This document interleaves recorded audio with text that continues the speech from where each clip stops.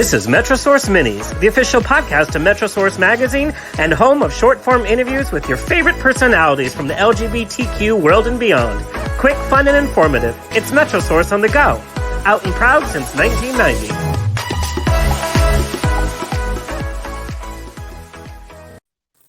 All right, this is Metrosource Minis. I'm your host, Alexander Rodriguez. First. Our guest today, winner of Season 8 of RuPaul's Drag Race, co-star of HBO's hit show, renewed for Season 2, by the way. Hey, we're here. 2 comedy specials, Bob the Drag Queen live at Caroline's, and Bob the Drag Queen Suspiciously Large Women, podcaster, sibling rivalry with Monet Exchange, actor, Tales of the City, Cherry Pop, producer, Betsy's web series, and children's theater aficionado? We're going to find out. Welcome, Bob the Drag Queen, for our Metro Mini. Welcome, Bob. And this is when everyone at home goes, they're going crazy right now. They're losing it. Crazy. Yes. Okay, so this is our mini. So we're going to do short form interviews. Your very first time doing drag. My first time was at Gay Pride. I believe the year was 2009 in New York City. I wore a potato sack dress, a wig from Ricky's with bangs on the side. And by potato sack, I mean, it was literally just a skirt I pulled up over my chest. And I belted and put socks in for the titties. And what was your drag experience prior to them? Did you have a lot of drag queen friends? No, I met a couple of drag queens. I met a couple of drag queens from a local bar called Lavish Lounge in Queens. And I had done drag makeup once in a makeup class in college. But besides that, my only experience was from television. Okay. All right. Your coming out story. Oh, it was really interesting. It came out a lot. I mean, don't we all come out like over a course of a time? So I came out to my mom first, the day I graduated high school. And then I came out to my friend, my best friend from high school. And then I went to college and kind of went back in the closet. And I went to Spencer's. Do you remember the store Spencer's in the malls? And I bought this really Oh my God, tacky, because they sold, we are aging ourselves, girl, because they kind of had like a little more adult, a little bit naughtier. Yeah, it was like a naughty little store. You could buy like interesting stuff, and you could buy like t-shirts with like witty sayings on them. Yes. And I bought this rainbow belt, and I was like, I'm just gonna start wearing this rainbow belt around. That is my way of letting everyone know I'm one of the gays. Now, did you have any gay people in your family, or what was your connection with the gay community? Gays in my family. My mom's queer. And my uncle's queer, so there's a lot of gay DNA in my family. All right, well, you were bound to get it some way or the other. It's in the water. Now, how did you change the most professionally and personally from day one of filming Drag Race to winning the crown? Oh, I would definitely say that I've looked at myself as much more of a business than just a talent. Like, I used to be like, oh, I'm a talent, and then someone else does the business. But now I look at the business side of being Bob the Drag. Okay. I got this question asked: Can drag become too commercial and straight washed? I don't think that, like, for me, no. I love my drag the way that I love my drag, and I don't think that someone else's drag diminishes mine. So having cisgender women participate in drag, having children participate in drag, having Nina West sing songs for children does not diminish the drag that Bob the Drag Queen does. Okay. We have been through a very interesting period of time, socially and politically, for the LGBT community and other minority communities. How can the LGBT community best support Black Lives Matter? What do we need to do more? Is there anything we should stop doing, from your opinion? Well, I think that we should listen to people of color, listen to Black people in terms of what Black Lives Matter means. We should also just consider, and a big thing to do is vote. And you've seen me, but vote like your son is Black. Vote like you have a child that will grow up as a Black person in America. Vote like that.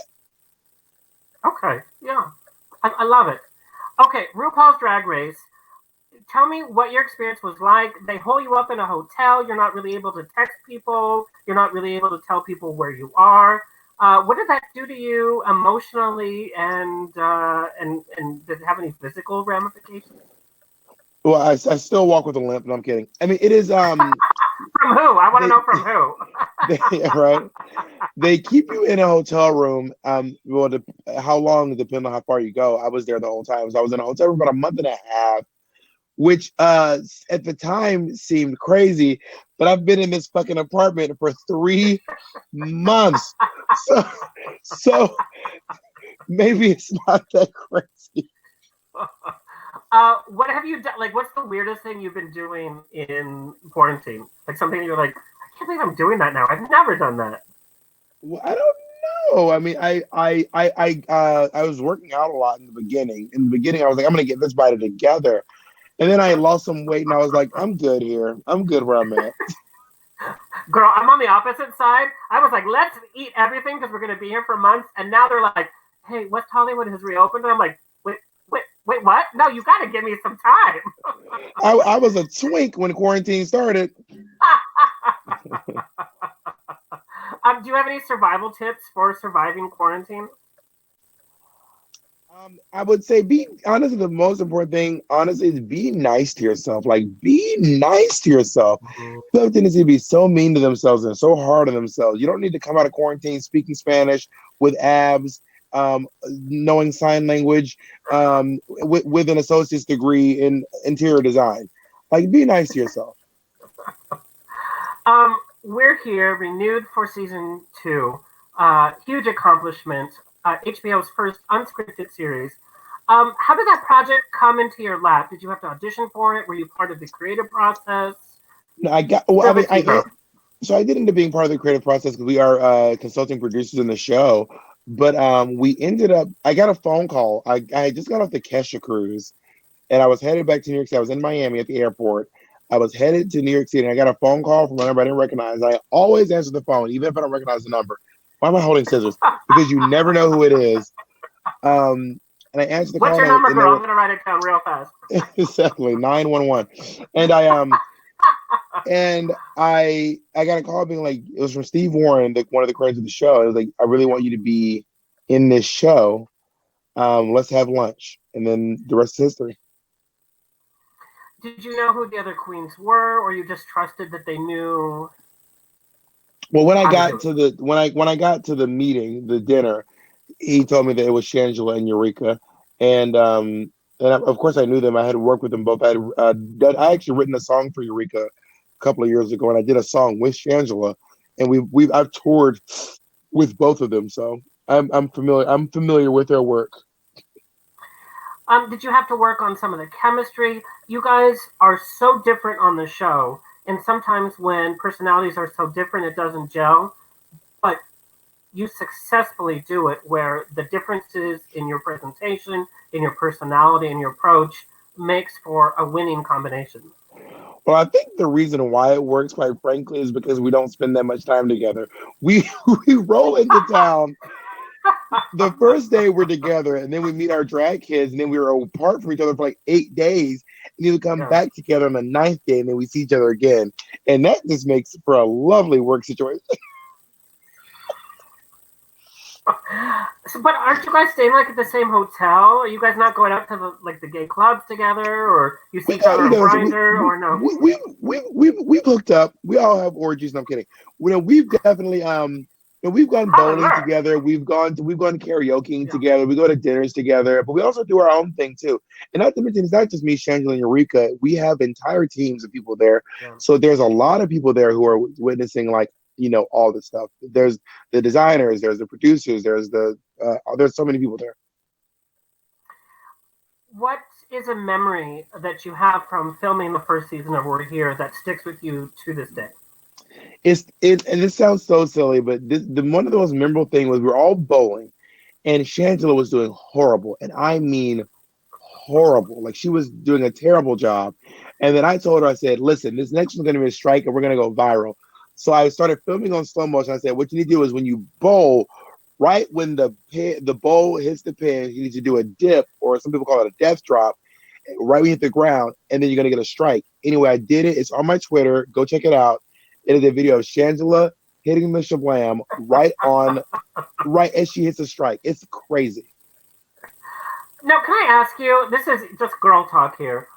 Why do the judges on RuPaul's Drag Race still act surprised when somebody does a death drop? They're like, "Oh, it's never been done before." Girl, my mom is doing death drops up and down the hallway. Like, As someone who has been performing in the clubs for years and have seen the power that a dip has on audience members, people who see it every week, come to the show every week, it still just gags them. When you see it in person, you're like, this is crazy. why do you think We're Here has been such a hit? But did my camera die? You went sideways, girl. I don't know what just happened. It was so weird. There All right, you there we are. go. And we're black. There we go. Girl, I know you don't drink, so it's not that. So what were you asking? Why do you think the show has become so popular? And it's become popular in so many different audiences. It's not just a gay show. It's not just a drag show. It's something different. Why do you think people have responded so well to it? Well, it's all the things from every other reality TV competition rolled into one. It's design, it's singing, it's dancing, it's makeup, it's hair. It's literally every other reality competition in one. I mean, there's something for everyone. And some of the emotional stories and some of the lives that you guys change, seeing that journey is very touching, especially in this climate that we're in. It seems like it would have been a very heavy emotional experience. Did you need time to kind of decompress? You mean from We're Here, or you mean We're Here? We're Here, yeah.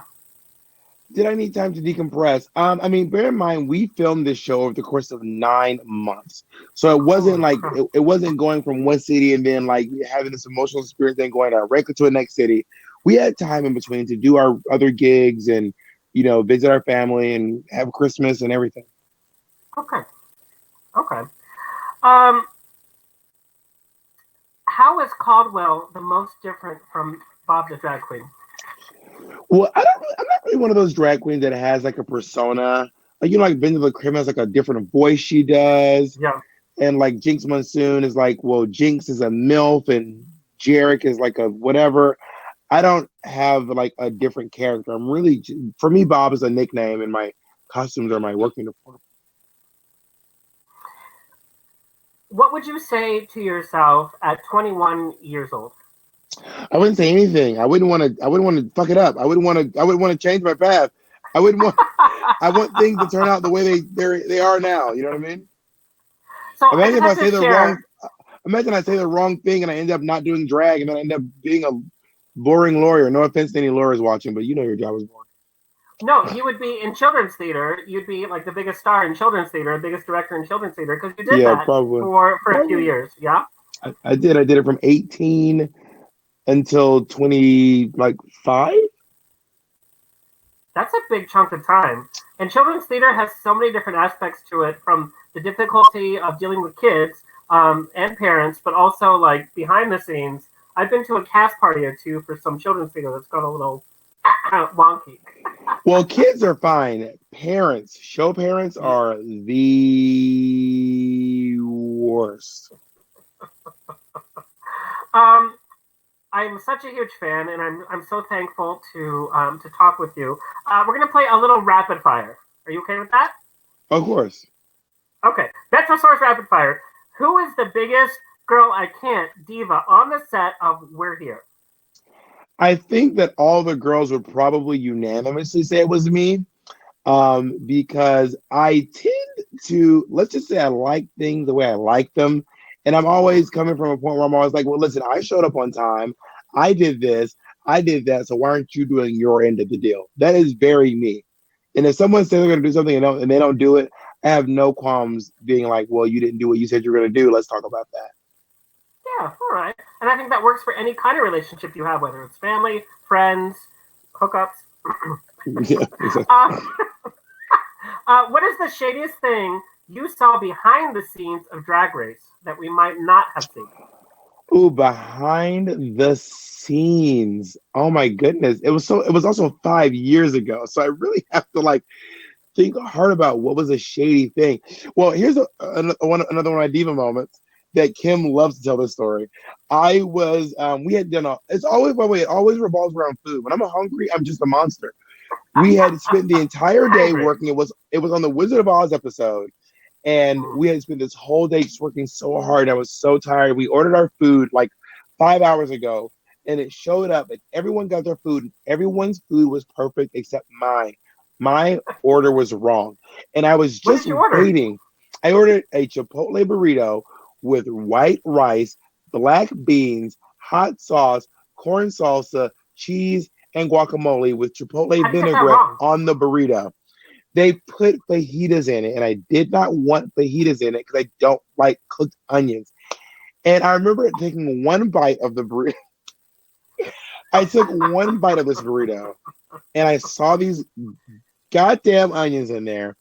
And I remember, like, I don't remember what I said, but I remember freaking out. And to this day, Kim's like, and Bob was going crazy. So honestly, that's why, like, people always say that I'm probably one of the biggest divas. Yeah, but I tell you, onions are literally the worst, especially if you don't want it there. You don't want it there. It's the worst. And I was so hungry, and I had to work for so long, and everyone's food was right except mine. Everyone got everything they wanted except me. Okay, most overdone drag song. Oh, and I'm telling you. Yeah. Yeah. What would the name of your autobiography be? It would probably be See Something You Like. And your worst date?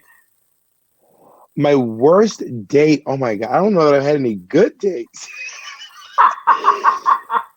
I once went on a date with this guy who's, by the way, really sweet, and we're actually still kind of friends. But like at the beginning of the date, he basically let me know that he wasn't interested in me, but we still went on the date. Why? I don't, because we were there and we were gonna eat, and I was like, well, we might as well go eat.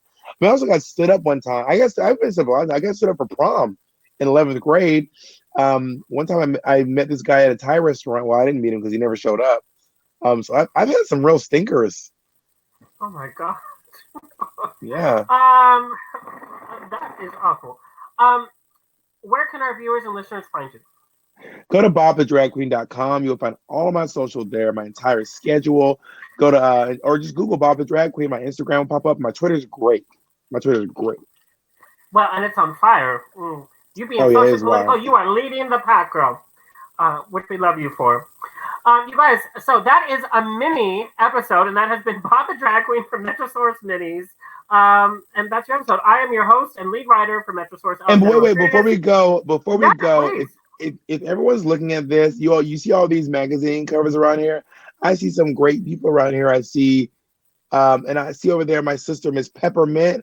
When am I going to get my cover? Metro. Girl, it is coming. Metrosource has been around since 1990, out and proud. Girl, this is the four-way. Let me tell you, you have a lot to say, and I love the way you say it. So, girl. Well, thank you. And we're going to see you in our August-September issue as well. So I cannot wait for that. Anyway, you can find me. I am a podcaster and lead writer for Metrosource, Alexander Rodriguez. Follow me on Instagram at AlexanderIsOnAir. You can binge listen to all of our episodes of Metrosource Minis featuring your favorite celebrities from our issues. Until next time, stay true, stay you. Okay, boo. Thank you, Bob, so much. My pleasure. Bye.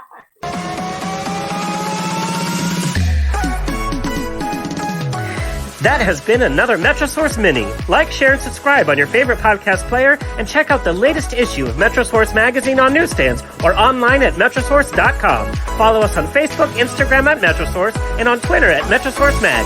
Until next time, stay fabulous.